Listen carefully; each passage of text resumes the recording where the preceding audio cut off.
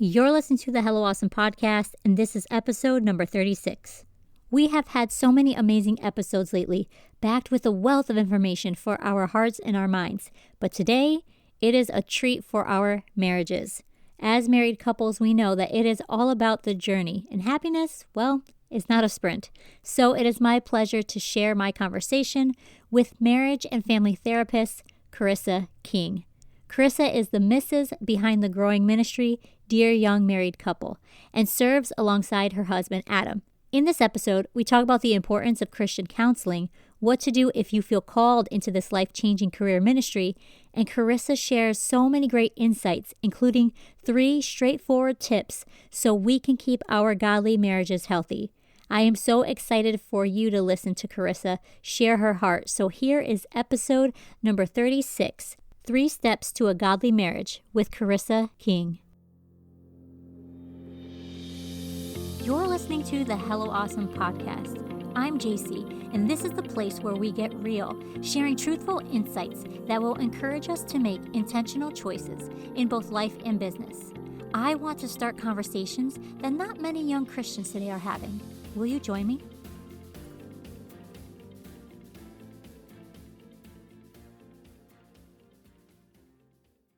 Keeping great content and products coming takes not only time, but money. This got me thinking, how can I keep doing what I love, creating stuff you love, while also building a special program just for Hello Awesome's most loved supporters? Enter in Patreon. Patreon is an amazing website where I have put together an exclusive reward membership system. For as low as $2 a month, I will exchange your financial contribution with incredible benefits not found anywhere else. This includes bonus podcast episodes that haven't even been released yet, audio content, free digital copies of all of my books, current and future, beautiful phone wallpapers, an official Hello Awesome tote bag, and so much more. Just go to patreon.com/Hello Awesome.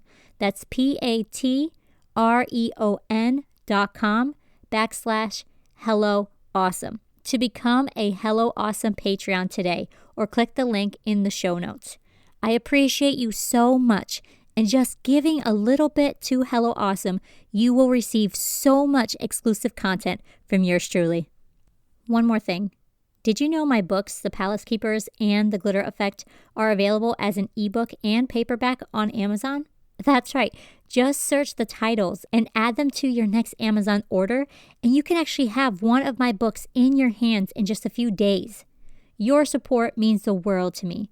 It really fills my heart, and it financially supports current and future Hello Awesome projects. Head to the show notes for a direct link to my Amazon author bio for more details.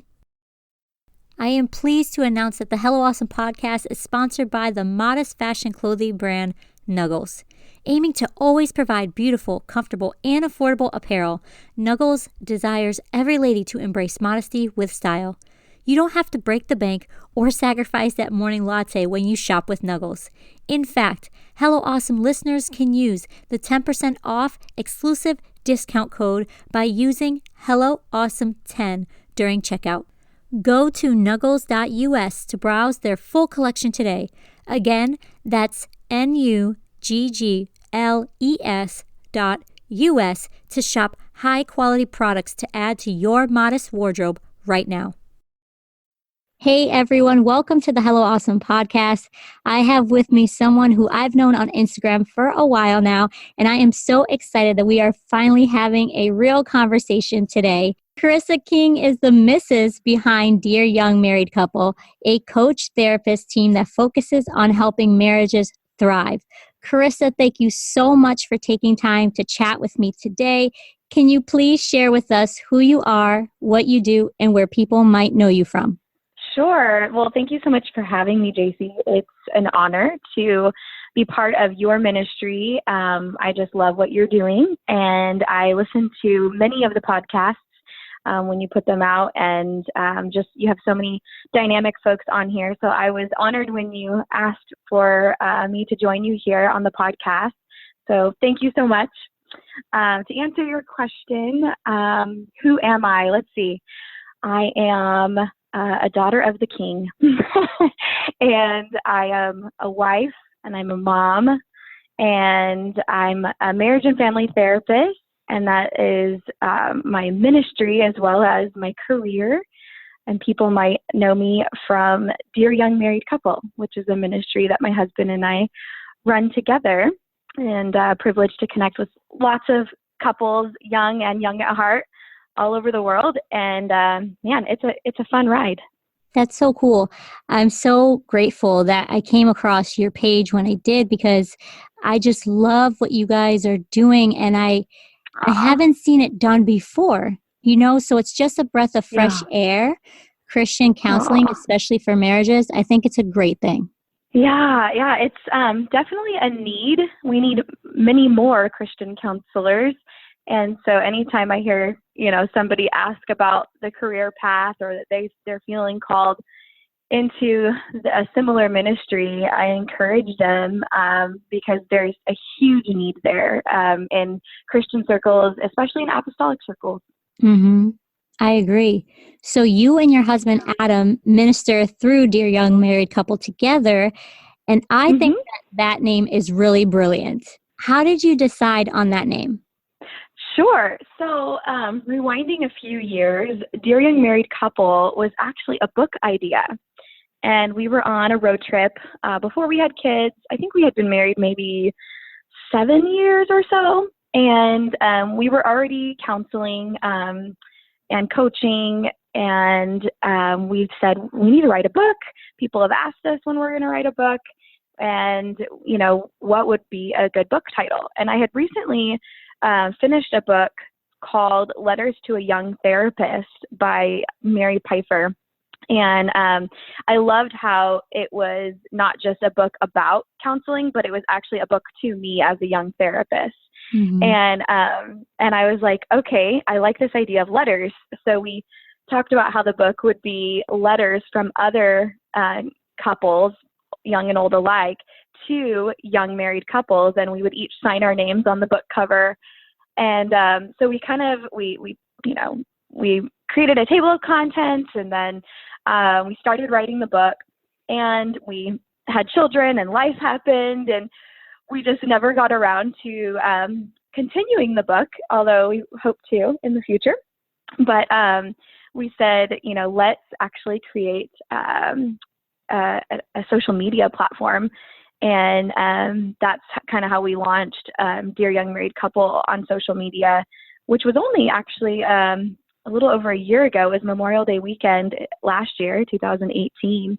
Wow. And it's been so incredible to see God move through it and see a lot of couples and individuals touched through it. And it's neat too, because it's not just us ministering, it's a ministry hub where other people are ministering to each other as well. Because we like to feature advice from other couples to the folks who follow us. So we're getting to learn from them too. So it's definitely a ministry to us and from us. It's just a privilege to be in that online community. Yeah, I've noticed that everybody sort of comes together and shares what they're learning. And I love that about this social media platform that you have chosen on Instagram. I think it's perfect for what you're doing. And I think a lot of people are resonating with what you're putting out, because there is such a need for that. There's a need for more discussions about, Christian marriages, especially apostolic marriages, and coming from a place of counseling and mentoring and just talking about it together. I think it's such a great thing, and I think it's such an empowering thing that we don't have to do this alone. We can be in this thing together, and that there's other people, probably going through the same things. Yeah, absolutely. And I think that's one outcome that we've seen, and that's that people feel like their stuff is normalized, right? When they see other people who are dealing with something similar. Yeah. And they also feel like there's an outlet. And like you said, they don't have to deal with it alone. They can get support from other members of the body. And so, I think it's, like you said, it's just a way for people to come alongside each other and support each other. So what's it like working with Adam full-time, working through your own marriage, and then you're also ministering to other couples? Yes. Yeah, I mean, it's such a blessing to be able to work with Adam. We do some counseling together, like 2-on-2, when we're working with a couple and they want the male-female perspective. Mhm. But most of our clients are individual. So like he has couples, I have couples, and then we also have individual clients. But we do most of our counseling separately. So that's kind of one of the areas where we get to be on our own, and then we share about our day or like a dynamic that we're dealing with in counseling and get each other's input on it. So we're not together 24/7. But yeah, I mean, a lot of our work is together when we are, doing videos or answering questions that people have, traveling and speaking together. And so we do find that we need our separate time too, in order for our own marriage to function well.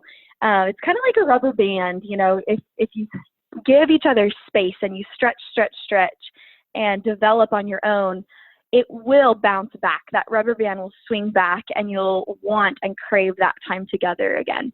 So that has been important for us. We actually put it on our calendar when we have alone time, or time with our buddies. And we prioritize that, and we want each other to prioritize that because we get that rubber band effect when we want to spend more time together after having been apart. Yeah, I think that's important too, and I love that you make the point of scheduling it, because I think that's where maybe some of us have issues, is scheduling that time alone, because then we feel guilty about it. And Yep. it's one of those things that in order for us to fill each other up, we need to be full too. And That's right. I noticed that the same thing here with my husband and I, is we also do the same thing, and just learning to not resent the other person when they need to refuel, if you don't Yep. feel like it's time, for you, but then also understanding that when it's time for, your turn, I'm going to be there for you as well. That's right. Yep, exactly. You said it very well.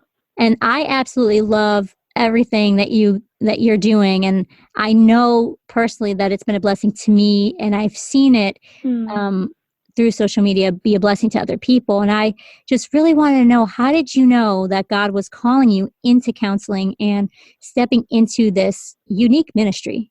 Yeah, good question.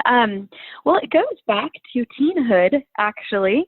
My family, I'm the oldest of 5 children, and God called us to a different city when I was a teenager.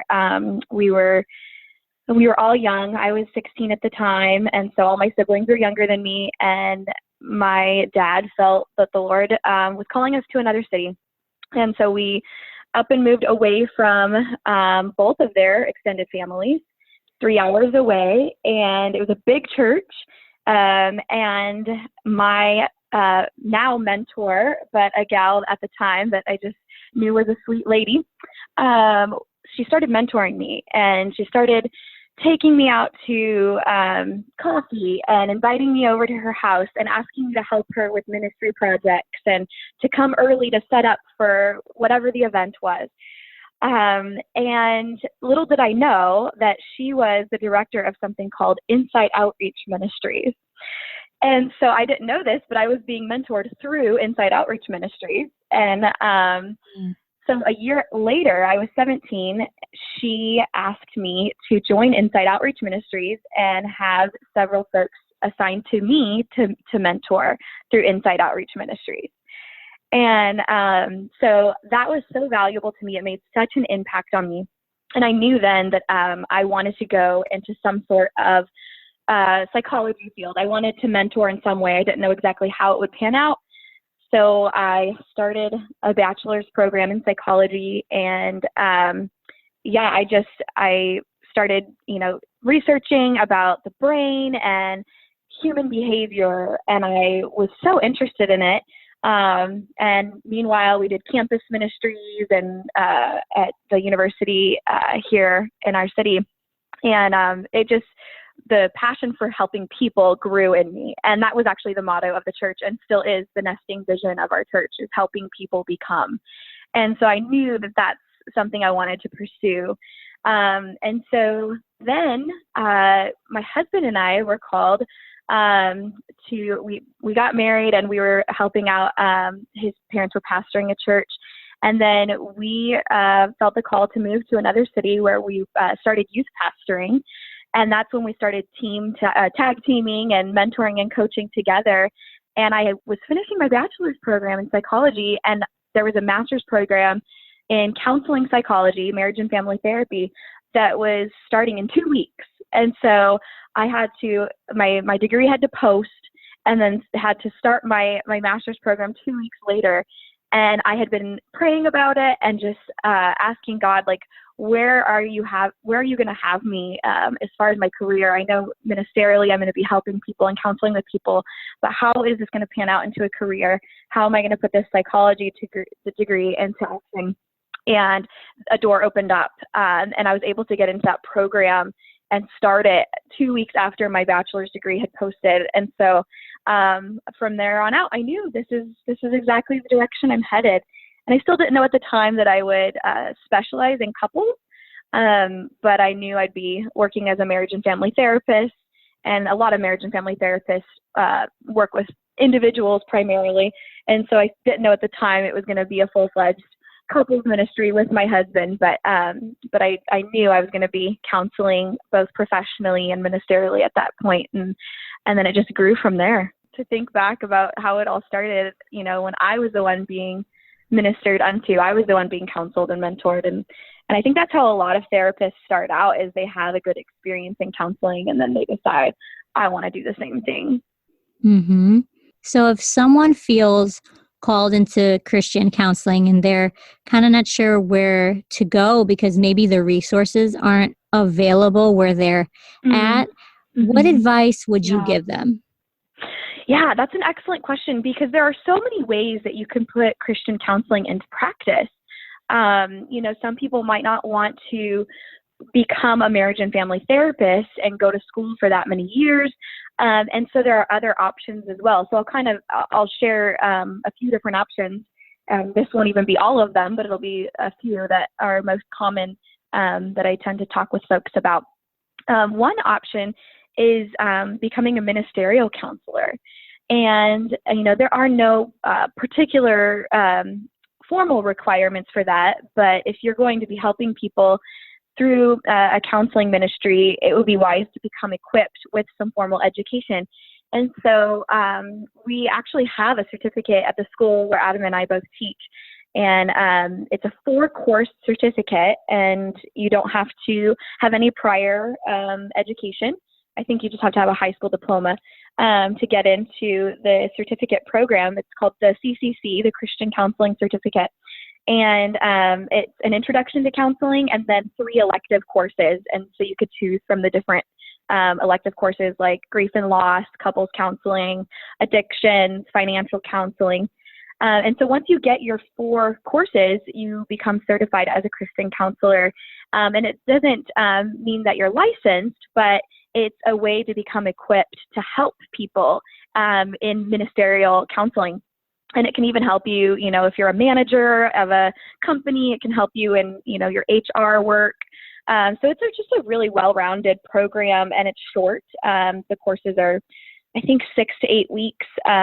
They're revamping the program to launch again in January, and so they're making a few changes to the length, but it's really short. So by the time you're done, it's less than a year.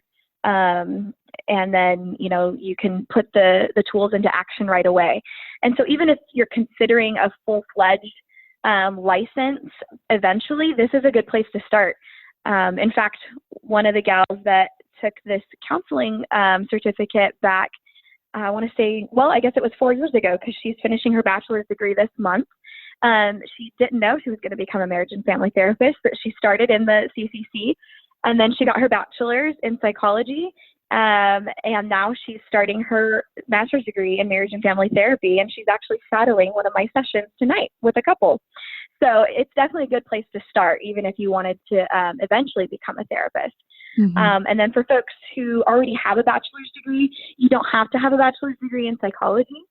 You can have a bachelor's degree in a related field, as long as you take some prerequisites to get into a master's program in counseling or marriage and family therapy, or even clinical social work.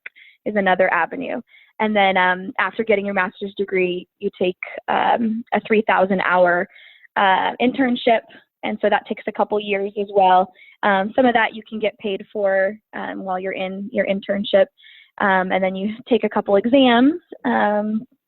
Different states require different licensing examinations, and then you can become licensed to become a marriage and family therapist. That's so cool. Well, thank you for sharing that information. I think it's going to be really helpful because I am sure that there are people listening who have thought about that, but maybe have felt a little discouraged just because it really isn't a topic that we do talk about a lot. And I know that depending on where you live, maybe different pastors or different communities, they have different like stigmas attached to counseling. And I know I've seen it, and my husband and I have had this discussion many times, is that, there's so many things that we could have deliverance from if we would just open up to someone, and if they would actually allow it to kind of be more of an accepted thing. Does that make sense? Yeah, that's an excellent point. I mean, that stigma is definitely seen throughout just Christendom in general, but especially in apostolic circles, we do see that. And we've sat through several sermons, not through our own ministry, but, when we have visiting ministers, or even, when we're at a conference where we hear comments made like that, where people will associate counseling with like witch doctors, or it's kind of comical at times, but we look at the different ministries that we see throughout Scripture, and there are several examples of counselors and mentors, and several scriptures that point to the multitude of counselors and how there's safety in that. And your pastor is a counselor, and so we encourage folks who are seeking counseling, get your pastor in on your counseling experience. He may not want to be your primary counselor. Maybe he wants to refer you out to another counselor, but you can always get a release signed with a counselor so that the pastor can be part of that experience with you, so you're all on the same page in providing care. And then, of course, the ultimate counselor is the Lord. And when we're working with couples, we talk about that threefold cord. And we might be a member of the body, but ultimately we're conduits of Christ. And so he is that third strand in that threefold cord. And we are just, a conduit of the Lord and what he's doing in your marriage or in your individual growth. Right. Those are all very good points. And I really am so grateful that you shared that. I wanted to go into, because I love that you touched on that there are scriptures about it, because I know from my research, that's what I've found as well. And I want to know, how have you seen God work online? Yeah, just through, we receive DMs probably multiple times a day, but definitely daily. And folks who are saying, this video we watched together, it opened up our communication, or we were able to finally pray together because we watched that video on praying together as a married couple, or that post you made, I sent it to my husband, and it totally opened up a conversation we were never able to have without it resulting in a fight, so people have testimonies often about the ministry that we provide on social media. But then when it comes to counseling here locally, or even the online counseling that we do, it's so powerful to see the work that God does in healing marriages that were headed towards separation or divorce. Maybe there was a big breach in the relationship, and had they not sought outside support or resources, maybe they were going to head toward divorce, or just stay in a very dreadful relationship that's broken and never seek healing, but still stay. And that's miserable as well. And so it's so powerful just to see the healing that takes place when people are able to work through trust issues, or broken trust, or even forgiveness that they haven't been able to grant. And that's, I think, one of the most rewarding parts of the work that we do. Right. So I know this next question might be kind of loaded, but what would you say is the biggest disconnect that you continually see between Christian married couples? That's really good. Well, we often have our couples take an assessment before they come to us. We like to say the assessment gives us probably about 10 sessions worth of information in one PDF. So they take this online assessment, and then what we see is a relationship graph. So we see like the 10 core areas in a marriage, and over we see a pattern with Christian couples where their spiritual foundation is right. They agree when it comes to things like, prayer is an important part of our relationship. We agree when it comes to tithing. We agree when it comes to getting our kids involved in church and ministry. But the breakdown is in what we call the building blocks of a relationship. So the spiritual foundation is the foundation. And then on that foundation, we have building blocks. And those are communication and conflict resolution. And those two areas are the building blocks, because if we can get those skills aligned and use them well, everything else is built on top of those building blocks. So your finances, your sex and intimacy, your friends and family, your dating and leisure activities, all of those crumble if we don't communicate well and we don't have good conflict resolution skills. And so time and time again, we see couples come in with pretty high marks when it comes to their spiritual foundation, but they just haven't been intentional about creating an environment or setting aside time to work on their communication and conflict resolution skills. So that's where we start usually when we're working with couples, Christian couples especially. We get down to business, working on actual skills and practicing those skills for communication and conflict resolution. So why do you think that we may have a difficult time communicating with our spouses that way? Yeah, it's a lot of it is society. Our society says that, we, especially in America, we emphasize independence and, femininity, that, girl power, we could do it on our own. I know that's kind of the feminism movement. I like to call it femininity because there is a healthy part to that we can emphasize. But what's not healthy is that independence at the cost of our intimate connection with others, and primarily our spouse. And so, communication breakdown happens as a result of our culture, sometimes our upbringing. We're taught to grieve alone and not talk about it, be strong for the kids, don't cry in front of the kids. And so a lot of what we're taught as kids and through our society is to do it on your own and to not break down in front of others and not show emotion to others. And so that's what we take with us into our marriage. Trauma definitely layers that. Folks have some sort of abuse in their background that can layer the issues with trust and therefore the issues with communication. So lots of answers to that question, but communication breakdown is a result of numerous factors, and the few that I mentioned are only the tip of the iceberg. Yeah, I could definitely see that. And I'm glad that you kind of shared a couple of different things so that it can maybe help someone listening. But every relationship is different. Every couple is different.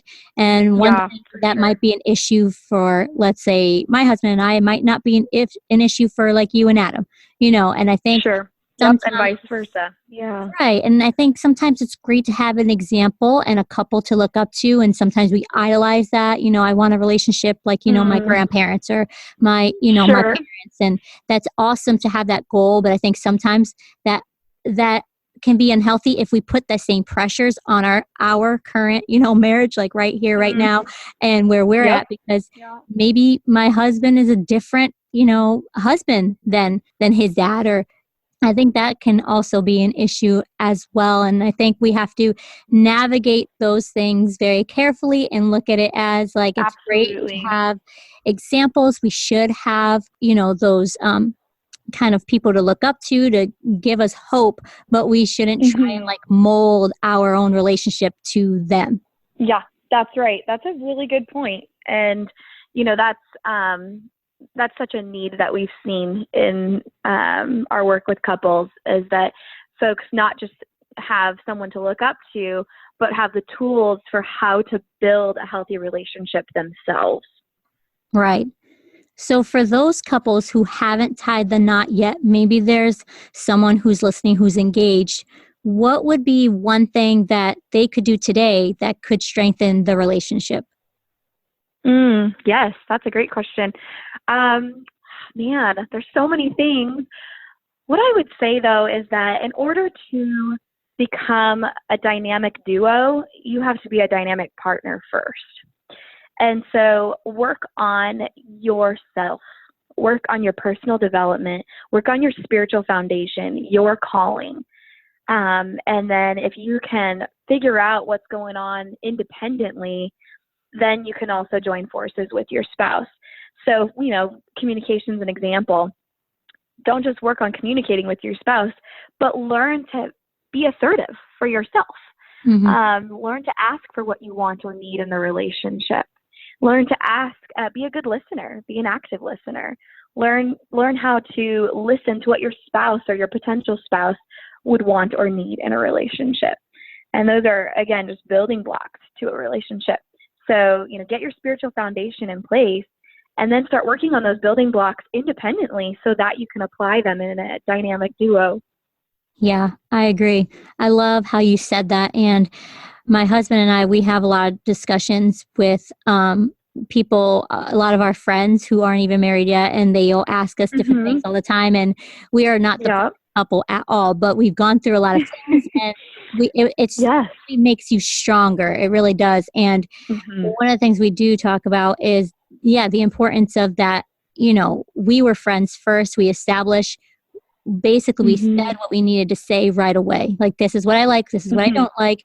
And, we set that foundation, and this is what I believe. And of course, everything that we kind of set as our foundation, like you said, we build on top of that. And I think that's so important, because when you do go through storms, you need that foundation so that you can look back on it and say, okay, but we may not be, like seeing eye to eye right now, but our core foundations are good and they're solid, and we can start again. We can That's right. Work back to that. And I wanted to know, do you have maybe like 3 steps that couples can take to help them place God at the center of their relationship? 3 steps. How can we boil it down to 3 steps?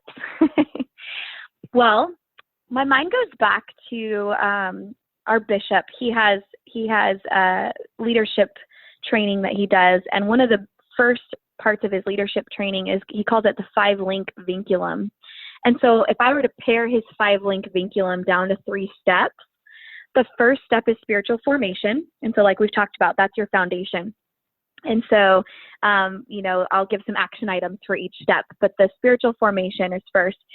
And then there's vision and mission. And I would put that into step 2, having a vision and a mission. And then step 3 would be the planning and the action. And so that's his 5-link vinculum kind of parsed into three steps. So to put some practical language for each step, spiritual foundation, your spiritual formation, would be making sure that you are aligned vertically with the Lord. And, that would be your prayer walk, first and foremost. Sometimes our couples say, we want to pray and we want to pray together. So it's not a lack of desire, but it's a lack of remembering and therefore a lack of intentionality. So, we have a whole video on this, but one of the tips we recommend is to, schedule it into your daily routine, put it in your phone. One thing that works for us is we have a centerpiece on our kitchen island. It's usually a vase of flowers, and we will decenter that, put it to the side at the end of each day, so that in the morning when we wake up, it's off-centered and our life is off-centered until we've prayed. And so that's kind of one way that we are intentional about making sure that we're aligned vertically with the Lord. And so that's the spiritual foundation. Step 2 would be the vision and mission. Make sure that you have a vision of where God is taking you, and then a mission for how to get there. And so we actually have a marriage mission template, marriage mission statement template. And we are hopefully going to be launching another course soon where we share that and walk couples through how to create a mission statement. And we recently did a course, and a lot of couples walked away from the course with their own mission statement for their marriage. And it was really powerful to see a lot of those marriage mission statements and to see them really take it seriously and how they prayed over it and developed it systematically. So that would be step 2, is to have a marriage mission statement. Know where you're going. That gap between where you are now and where you're going is what we call potential. And you want that gap to get less and less because you want to fulfill potential. You want to get closer and closer to that ideal state of your marriage and where God has called you, and the ideal state of your ministry. So that's step 2. And then step 3 would be the planning and the action. So take action. Make sure you have a plan and then take action. And so that would be, getting involved in ministry together, putting content out there for others, knocking doors together, plugging into your local ministry and actually doing it, not just envisioning it, but doing it, knocking on those doors and walking through the doors that open up. Those are incredible. Thank you so much for that information. I think there's a lot that you could have said as far as like the steps, but I think you boiled it down perfectly to the 3 main things that we really should be focusing on together. Now, you and Adam created a brand new product that I am so excited for, and I still need to get my hands on them. Can you share about the cards and how that idea came to be? Tell us, what are these cards that people are sharing online, and, what's their purpose? Absolutely. Yeah, we're so jazzed about what we call the DYNC decks. So the Dear Young Married Couple card decks, they are card decks that are complete with 52 conversations each for you and your spouse to become intimately connected. And so I'll talk a little bit about why we created it and how we created it. We saw over and over in our counseling with couples, I've mentioned this earlier in the interview, the need for ways for them to learn how to communicate, to have tools to communicate. And kind of touching on what you mentioned, it's not all about looking up to other couples and just wanting to emulate their marriage, but actually creating a healthy marriage between the two of you. Mm-hmm. And so, even though you may not be able to fulfill the advice that everyone else gives you, talk about what your needs are together. Create a mental map in your mind of your spouse, and communicate that about what your mental map is, what the recipe is that creates you, and then also learn the recipe of your spouse. What are the ingredients that go into that recipe? And so we saw the need over and over for couples to become connected in an intimate way and to get to know their spouse more beyond just, their favorite food, but more about like what's going on emotionally for them, what's going on internally, what do they need in the relationship? And this is how to communicate.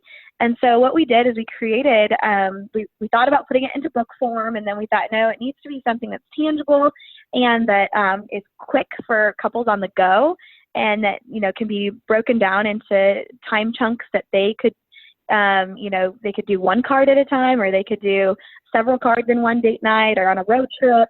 And so that's what we did. We created these card decks. So we have foundations, which is basically what we like every couple to start with. Dating and premarital couples, engaged couples can use the foundations deck, and married couples can use it as well. And it covers like every area in the marriage. So a bunch of those core areas I've already talked about. It covers communication and conflict resolution. Obviously, that's the emphasis, but it also covers other things like finances, dating and leisure, sex and intimacy, but all in a very digestible way. So premarital couples can definitely use it as well. And then we created a deck called Sexpectations, and that's definitely for married couples. And it's all about making sure you communicate with your spouse about what you want and need and insecurities that you have in the bedroom, and experiences and ideas or beliefs you have around sex and intimacy.